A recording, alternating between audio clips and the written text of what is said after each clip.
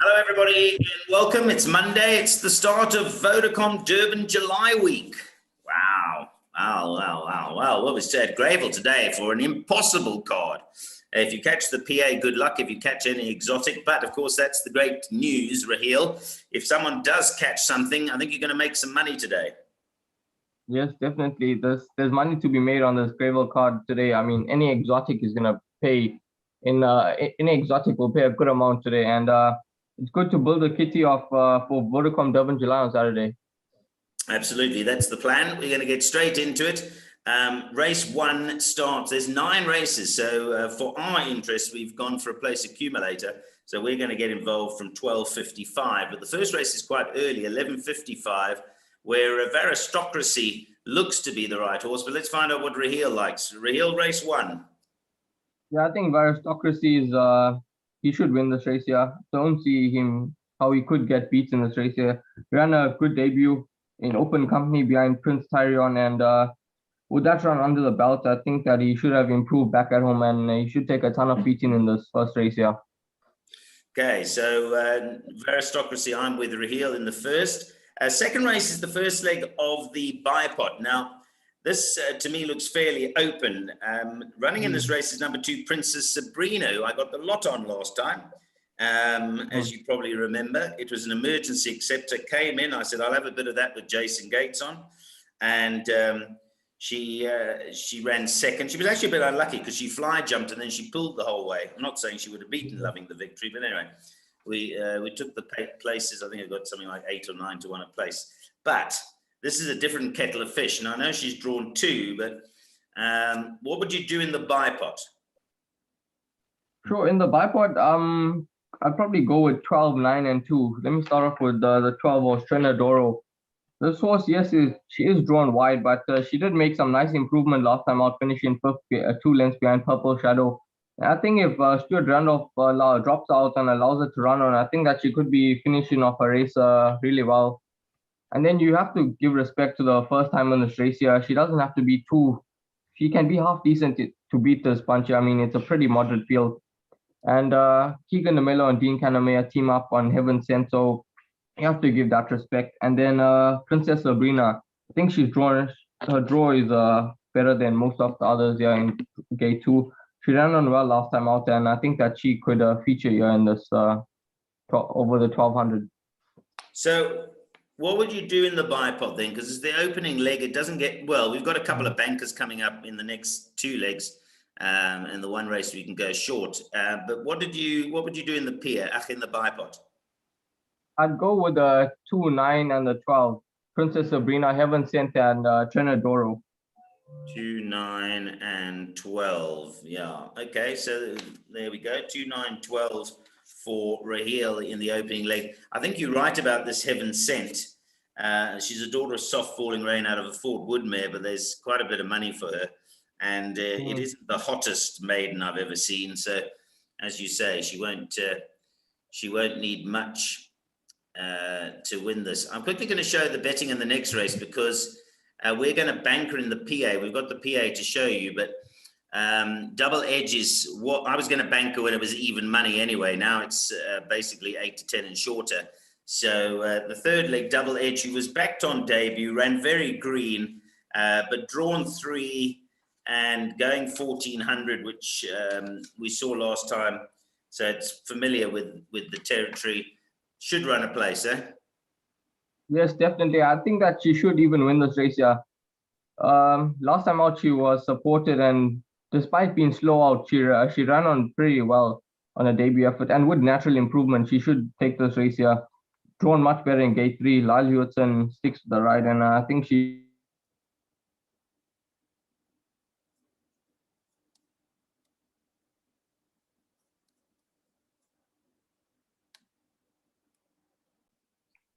Right, sorry about that. Rahiel disappeared, but we got him back on.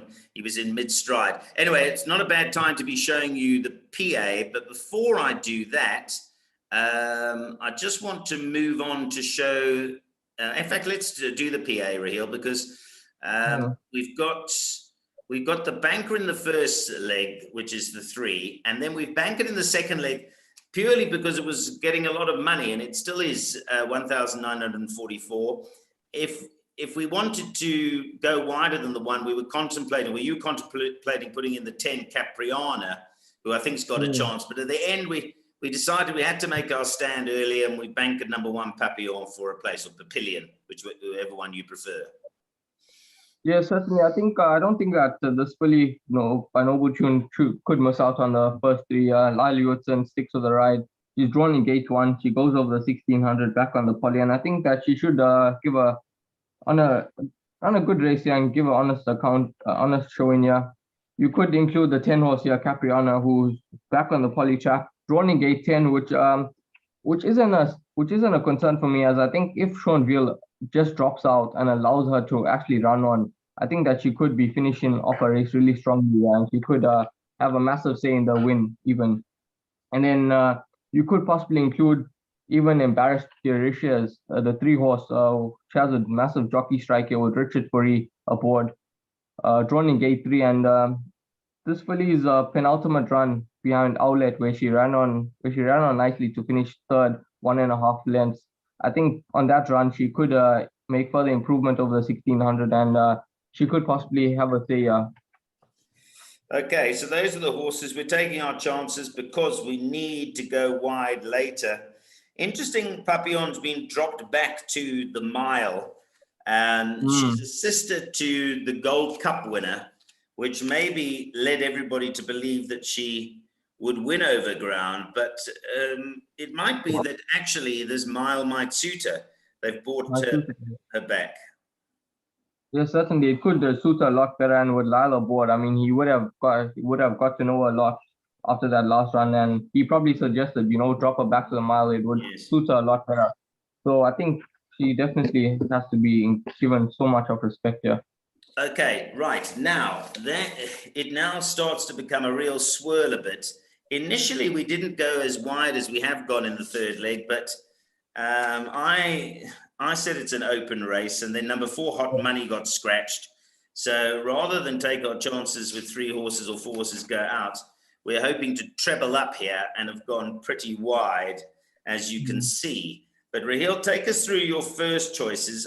Tango Time, the 2 horse, was one of those. And I think the other one that you liked a lot was 11 Royal Kitty.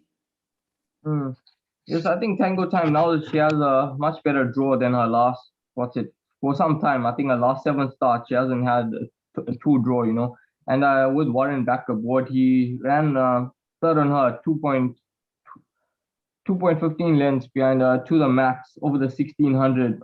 And I think back over the 1600, I think that she could give a good account of herself here. And then the 11 horse Royal Kitty, last time out, just ran on a bit too late behind the Eager Duchess. But I think now with Kyle Stradom taking the 1.5 off the back, I think that she will be running on very strongly, and she could take this race here. You have to give respect to Eager Duchess, who comes into this race drawn in gate 4. Tabiso Gumede is aboard, so he takes the 1.5 off her back, and she carries 59.5. So she has to be given some respect here in this race here as well. Yeah, I'm just having a look here. So according to this, they're saying Eager Duchess is drawn 7. Now, we think that Hot Money got scratched first, but if they're right, then maybe Miss Missouri, which we didn't even know was a scratching, but I see it's on here, is scratched. It might actually come in because I think you come into the one that scratched first. Yes, that's correct. Yes. So possibly. But having said that, they're all going to move in one anyway, because there isn't a horse below Eager Duchess to take the 4 draw anyway. So everything's going to move forward. So in actual fact, it'll be drawn 6. So anyway, that's interesting because we thought it'd be drawn 4 because we only had Hot Money as the scratching. But anyway, look, the point is it shouldn't matter for us. We have gone very wide in that leg. A little bit of money for the horse I like. Number 5, Flower Season, I see. Keegan DeMelo rides from 8-1 to 6-1. But yeah, a trappy race, and anything could happen there. Right, let's move on from that race to the next race, where Flying Peter is the favorite. A little bit of money for Living Waters, Bedazzled Joker. But again, very open betting. They're winning 4-1. Rahiel, I can't see our horse in the betting. Can you? No, I can't at all. I'm surprised. Maybe it's down. I hope it's not scratched. Yeah, I think it's scratched. It is scratched. Okay. Yeah. So we were on perfectly put. So these are coming through as we are talking. So that makes the perm a little bit cheaper, actually. But while you do that, let me hand back to you and tell me what we'll do there. We might have to put in Living Waters, although I don't know. I wasn't overly convinced by Living Waters. Were you? Not as much, because I thought perfectly put had him stone cold at the weights here. Yeah. But let me start off with my first choice here, Validus. This 3-year-old son of Dynasty. He comes back down to the he tries the Polytrack, in fact, and with Gareth Van Zyl Jr. Yeah, I think from a 10 draw, I think he could give a good account of himself. Yeah, I think if he's allowed to run on in this over the 1400, I think that he could run well. He ran in the Premier Champion Stakes as a 3-year-old last year on the Gold Cup there, I think it was, and he wasn't disgraced, finishing 4.8 lengths behind Sent by Destiny. And Anton Marcus rode him on that occasion, and he gave Sent by Destiny 2.5 kg. So I think he could be I think he could be competitive in this race here. I mean, even if you have a look, he ran behind Malmoos, even though he was very well beaten, 23 lengths. He was good enough to run in that race. So I think in the 72 handicap, I think that you have to give him massive respect. And then the 11 horse Brass Bell, you also could throw in here.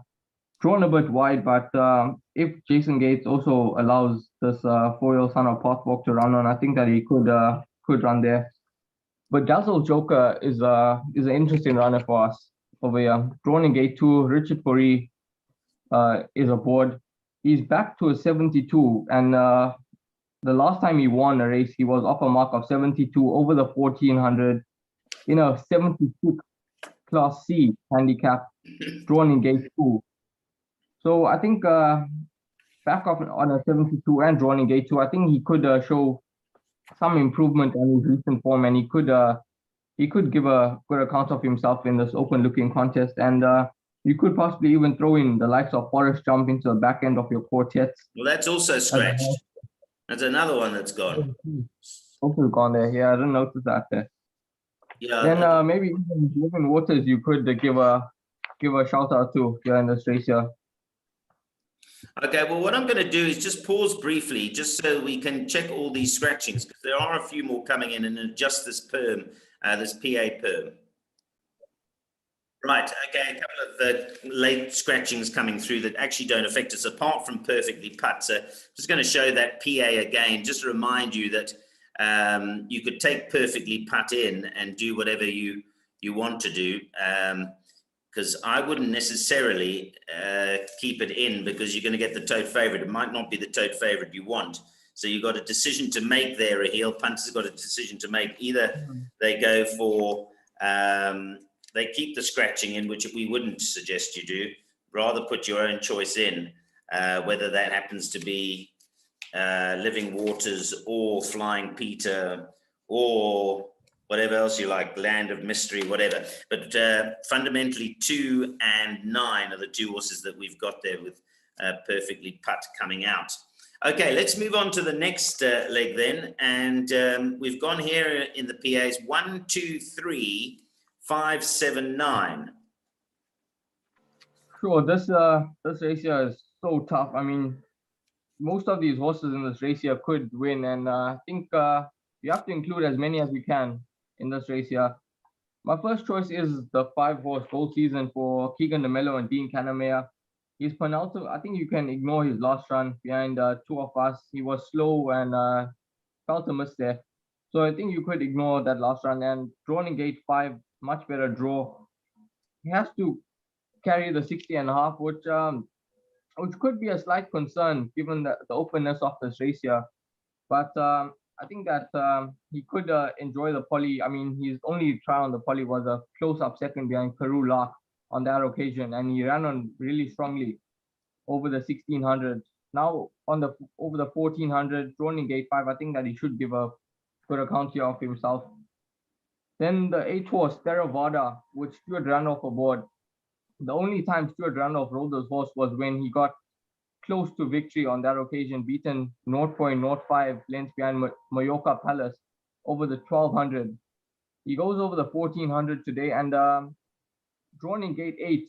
I know that he will be dropped out, and he should be running on really strongly, and he could definitely run them down here. He was off a 70 when he ran second behind Mallorca Palace. He's now on a 66.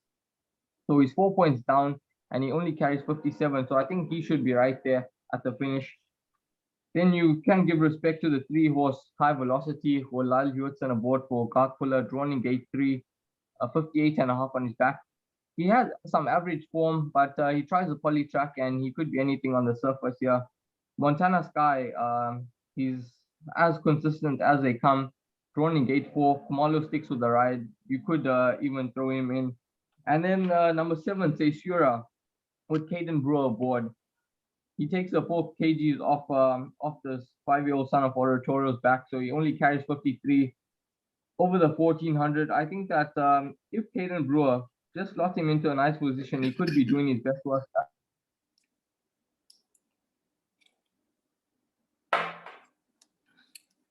Right, I think Rahiel's having definitely connectivity issues. He'll be back in a mo. Right, okay, Rahiel's back. We think he's being timed out. I don't know. Maybe they want you to go study your Vodacom Durban July card. But I think that is right. That is a very, very open contest. It's the reason why we've gone so wide, and we'll show you that in due course again to remind you of the perm. But let's move on to the 8th race. Let's see if we can get the next 2 done before you get timed out again, Rahiel. So here we go with this race. Silver Dazzle's a weakish favourite, Star Choice second favourite. We both like a few here, but your top 2, I think, are 7 and 8, right? Yes, that's correct. I'm a Star Choice. Lyle Hewitson rides on this occasion. She only carries 54.5 on her back, drawn in gate 7. Her last 2 have been good efforts from wide draws, draw 12 and draw 10, drawn a bit better in gate 7 today. I think that she should be doing her best work at the finish here, or Lyle could even try to go from gun to tape on her as a last 2 run. She's been running from up there. So interesting. It could be an interesting race here to see how Lyle rides this 4-year-old filly of Wiley Hall, but she is going to be my first choice. I think Kylie's Fate should run a much better race than she did last time out, where she was drawn in gate 12. She overcame the draw, tried to set the pace, but then just faded out to finish last of the 12 runners there. Warren Kennedy is back aboard here. He won a maiden on her, and I think that if she is dropped out as well, she could be running on strongly, as she did when Warren won a maiden on her. She was the fastest to finish on that occasion. So she is some nice value here at 9-1, and you can include her. Then the 4, Silver Dazzle, you have to give some respect to this 5-year-old daughter of Silvano, drawn in gate 4, 60.5 on her back. Her last 4 runs have been really good runs behind Retail Therapy twice, Poker Typhoon, and Hugs Accepted. And we know that Hugs Accepted does run in a feature on Vodacom Durban July Day. I think it's in the Captain's Ransom and War Fatina race. So on that run, she gave Hugs Accepted 2 kgs, and she was only beaten 1.4 lengths. So I think you have to give her some respect. She returns after a break, and the comments are that they're expecting a good run and expecting her to be competitive. And then maybe you could throw in the 11-horse Arctic Princess with Stuart Randolph aboard. He's won and run second on this filly from a wide draw. She has won from a wide draw before, so I don't think that is a concern, and she could even have a chance here. But it is a quite competitive. Okay, let's see if we can get your comments in for the last race. If I lose you, I'll just show the PA and wrap up. But race 9, well, we had to make a stand somewhere because that perm was getting big. Although if you're taking out Perfectly Put, it's a lot cheaper. But race 9, what did you like here? Another trappy race to end off. It's a tricky race here, and I'm gonna go with the 7-horse Pacific Winter. I was just looking to see what price he is in the market, and he's around 15 to 1. And he's a jockey strike here with Sumango Kumalo aboard. Only carries 54.5, so he's nicely in at the weights here, and he could be running on really strongly at the finish here. He much prefers the 1,000 meters compared to the 1,200, and I think that he should be right there at the finishing line here. And then you could even include the 8-horse Rocket Fire, who's at 12 to 1 with Tabiso Gomede taking the 1.5 off his back. So he only carries 55.5, and is another that has a chance in this race over the 1,000 meters. And then the 2-horse Magically, who I know you give a chance to, could run well. Enjoys a 1,000 meters, drawn in gate 2 with Calvin Habib aboard. Could have a say, but it's a tricky race to end off the meeting. But we have taken our chance. Yeah, we have. I don't know what's going on with Just a Guy thing, whether that's a late scratching as well, because it's sitting down here with no price next to it. It's again, we're recording this fairly early on a Monday, and it's obviously fraught with problems with the late scratchings coming through. But you've got a gist of what we like. I want to close that and just remind you of the perm, but you might have to move a few horses around. We said Perfectly Putt is scratched already. So you can either save money, but then that becomes quite a narrow race here, 2 and 9. And likewise here, 2, 3, 7. Just check on what's going on with the 3 Just a Guy thing here, because that doesn't seem to be quoted in the betting. But that's the way it is at the moment. I think basically what we're saying is you're going to go short here, and wide as you can after that. Take a percentage if you can. Rahiel, it's tough racing. And the exotics, I think, are going to pay. I mean, if we've spent that much money on a place accumulator, you can imagine how much the jackpot and pick 6 is going to pay if it gets caught. Yeah, certainly. I think a few you could, if you go shorter in maybe in like race 4, if you go with Papillon, if you like it, you could possibly banker that Papillon in race 4. But then after that, it's a lot tricky. It's a lot trickier. So I mean, the pick 6 could be a carryover today. I mean, sure, unless people go field by field by field, but then that just costs a lot. So I think the pick 6 could be a carryover, but the PA looks like the bet to catch today. Could pay really well. Well, on that part, we definitely agree. Place accumulator is the way to go. Check on your scratchings, check on your changes. Also check on that draw, because Eager Duchess, it depends on what time Hot Money and Miss Missouri were scratched. So it's either going to get drawn 4 or 7, and then they'll all come in 1 anyway. But just check on all of those information when that comes out later this morning. Rahiel, thanks very much. Look forward to it. Spend lots of time this week studying the Vodacom Durban July.